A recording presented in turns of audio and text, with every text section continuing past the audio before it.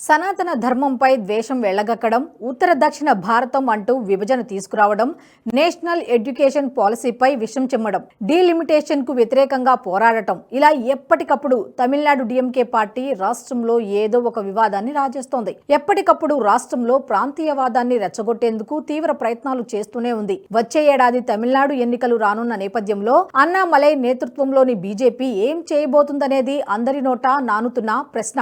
రానున్న ఎన్నికల్లో విజయ్ ఎలాంటి పాత్ర పోషించబోతున్నారు? అన్నా డిఎంకే బీజేపీతో జతకట్టబోతోందా?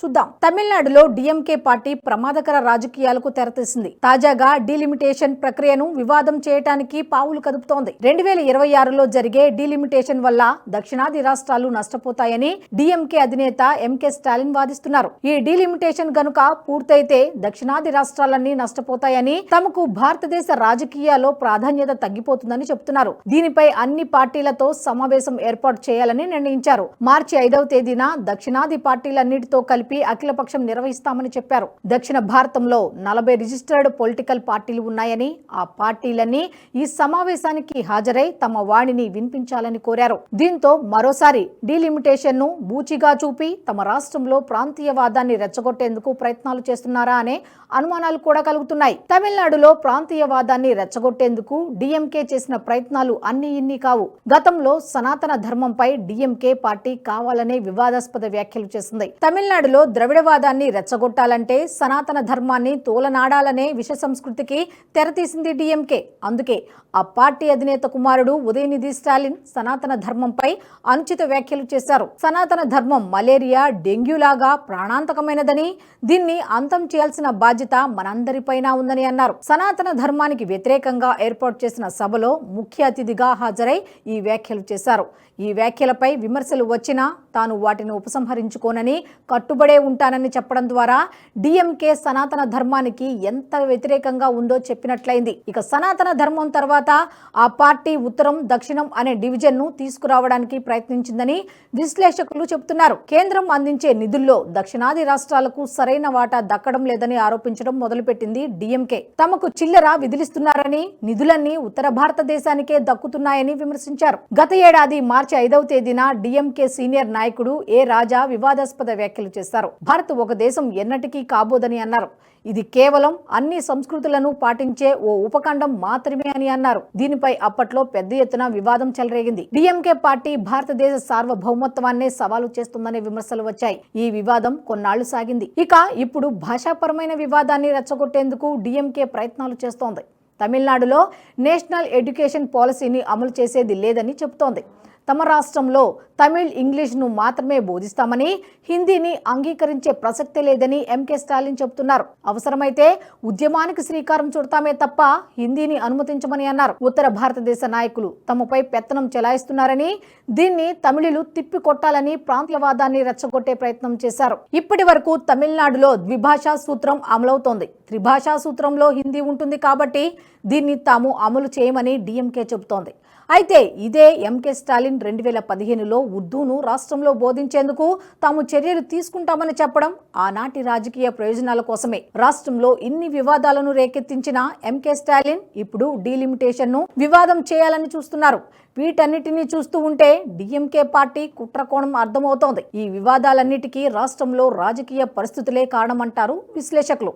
ఇన్నాళ్లు తమిళనాడులో ద్రవిడవాద పార్టీల హవా కొనసాగేది. ఎప్పుడు తమిళనాడులో ఎన్నికలు జరిగినా డిఎంకే వర్సెస్ ఏఐఏడీఎంకే లాగానే కొనసాగేవి. ఈ రెండు ప్రాంతీయ పార్టీలే కావడంతో వీటికి లోపాయికారి ఒప్పందాలు ఉండేవంటారు విశ్లేషకులు. ముఖ్యంగా అవినీతి, ఒకరికొకరు సహకరించుకునేలా ఈ రెండు పార్టీలు వ్యవహరించేవన్న ఆరోపణలు ఉన్నాయి.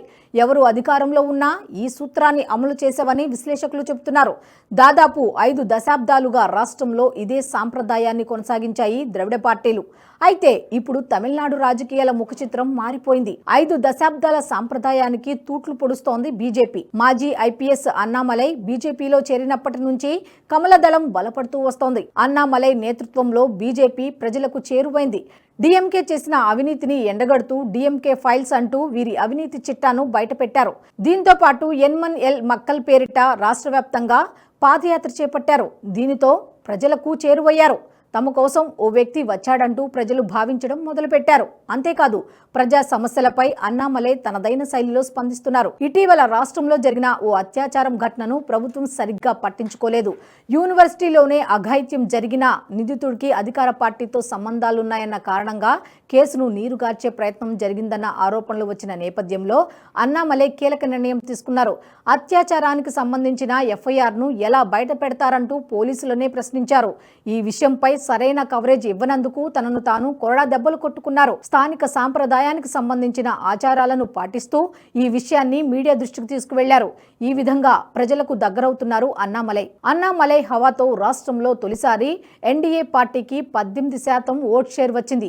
అది కూడా ఏఐఏడీఎంకేతో పొత్తు లేకుండానే ఇంత పెద్ద ఎత్తున ఓటింగ్ సాధించడం డీఎంకేను కదిలిస్తోంది. తమిళనాడులో 35% పైగా ఓట్ షేర్ సాధిస్తే అధికారం దక్కించుకోవడం కష్టమేమీ కాదు. దీన్ని బట్టి చూస్తే అన్నామలై గనుక ఇదే వేగంతో ముందుకు సాగితే 2026 కల్లా అధికారానికి చేరువయ్యే అవకాశమూ లేకపోలేదు. ఇక మరోవైపు తమిళనాడులో సినీ హీరో విజయ్ రాజకీయ అరంగేట్రం చేశారు. ఆయన ప్రసంగాలు చూస్తూ ఉంటే ద్రవిడవాద పార్టీలకు ఓ ప్రత్యామ్నాయంగా ఎదుగుతున్నట్లే అనిపిస్తోంది. ద్రవిడవాద రాజకీయాల ఆధారంగానే ఆయన కూడా ప్రజల్లోకి వెళుతున్నారు. సనాతన ధర్మాన్ని వ్యతిరేకించడం తప్పు అని గతంలో ప్రకటన చేసినా సైద్ధాంతికంగా ద్రవిడవాద రాజకీయాల ఆధారంగానే ముందుకు సాగుతున్నారు. దీనికి తోడు విజయ్ కు తమిళనాడులో సినీ చరిష్మా ఉంది.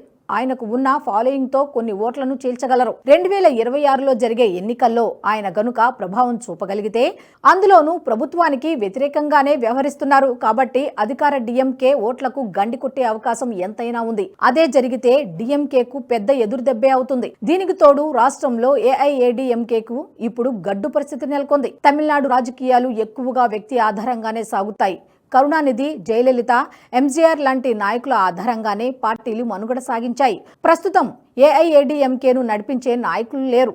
జయలలిత మరణం తర్వాత పార్టీ 2 ముక్కలు కావడం, ఓపీఎస్, ఈపీఎస్లో ఎవరికీ ప్రజలను ఆకట్టుకునేంత చరిష్మా లేకపోవడంతో ఆ పార్టీ రోజురోజుకి పతనమైపోతుంది. ఇప్పటికీ బీజేపీతో పొత్తు లేకపోయినా భవిష్యత్తులో ఆ పార్టీతో పొత్తు పెట్టుకునే అవకాశమూ లేకపోలేదంటున్నారు నిపుణులు. గతంలో బీజేపీతో పొత్తు ఉన్న సమయంలో ఏఐఏడీఎంకే డిమాండ్ చేసే స్థాయిలో ఉంది. కానీ ఇప్పుడు పార్టీకి ఆ పరిస్థితి లేదు. అన్నామలై చెప్పినట్లు నడుచుకునే అవకాశమే ఉంది. ఈ పరిస్థితుల్లో బీజేపీతో పొత్తు పెట్టుకుంటే కమలం పార్టీకి మరింత కలిసి వచ్చే అంశంగా మారనుంది.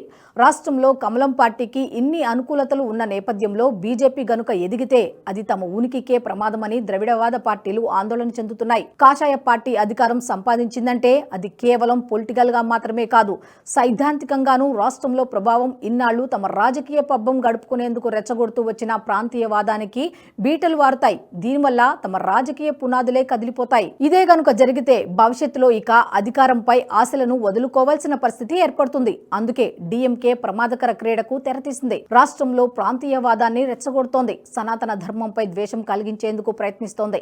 ఉత్తర దక్షిణ భారతం అంటూ విభజన రాజకీయాలు చేస్తోంది. హిందీపై విద్వేషాన్ని వెళ్లగక్కుతోంది. దీనంతటికీ బీజేపీనే కారణమని విశ్లేషకులు చెబుతున్నారు. ఒక్కసారి బీజేపీ గనుక రాష్ట్రంలో ఓట్ల పరంగానూ సీట్ల పరంగానూ ప్రభావం చూపగలిగితే ఇక డిఎంకే పునాదులు కదిలిపోతాయని అర్థమవుతోంది. అందుకే ఎట్టి పరిస్థితుల్లోనూ ఆ పార్టీని తమ రాష్ట్రంలో రానేయకూడదని ఎంకే స్టాలిన్ సాయశక్తులా ప్రయత్నాలు చేస్తూనే ఉన్నారు. మరి ఈ ప్రయత్నాలు విజయవంతం అవుతాయా లేక 2026లో ఆ పార్టీ చతికిల పడుతుందా తెలియాలంటే వేచి చూడాల్సిందే. ఈ వీడియో మీకు నచ్చినట్టయితే లైక్ చేయండి, 10 మందికి షేర్ చేయండి. అలాగే కామెంట్ల రూపంలో మీ అభిప్రాయాలను మాతో పంచుకోండి. Nationalist hub group of channels ను సబ్స్క్రైబ్ చేసుకుని తెలుగునాట జాతీయవాద జర్నలిజాన్ని ప్రోత్సహించండి. ఈ వీడియో కింద ఉన్న బెల్ ఐకాన్ పై క్లిక్ చేయడం మర్చిపోవద్దు.